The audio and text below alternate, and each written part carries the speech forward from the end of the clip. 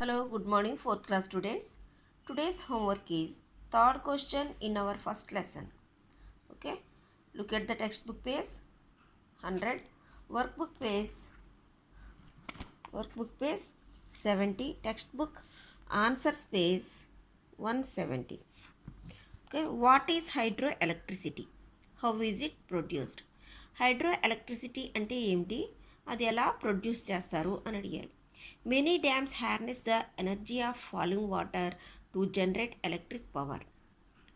Dams అనేవి వాటర్ని reserve చేస్తాయి అని చెప్పుకున్నాం కదా. డ్యామ్స్ రిజర్వ్ చేయడానికి కడతారు డ్యామ్స్ అనేవి. ఇట్లా వాటర్ అనేది ఏం చేస్తున్నారు, అక్కడ స్టాప్ చేస్తున్నారు. స్థితి శక్తిలో ఉంటుంది అక్కడ వాటర్ అనేది, నిలకడగా ఉంటుంది. నిలకడగా ఉన్న శక్తికి అవి రూపాలన్నమాట.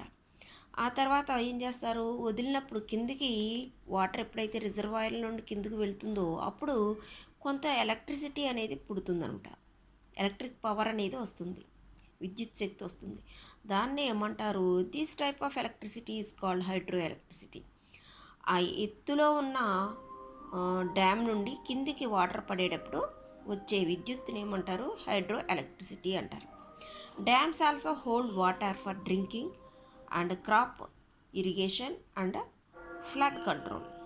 ఇంకా డ్యామ్స్ ఇంకా ఎందుకు ఉపయోగపడతాయి అంటే, వాటర్ని నిలిపి ఉంచుతాయి అంటే డ్రింకింగ్ కోసం, అదేవిధంగా పంటలు పండించడం కోసం, అలాగే ఫ్లడ్ కంట్రోల్, వరదలు సంభవించకుండా వేరే ది డ్యామ్స్ కింద ఉన్న అంటే లోతట్టు ప్రాంతాలు మునగకుండా ఉండడం కోసం ఈ డ్యామ్స్ అనేవి నిర్మిస్తూ ఉంటారు అన్నమాట.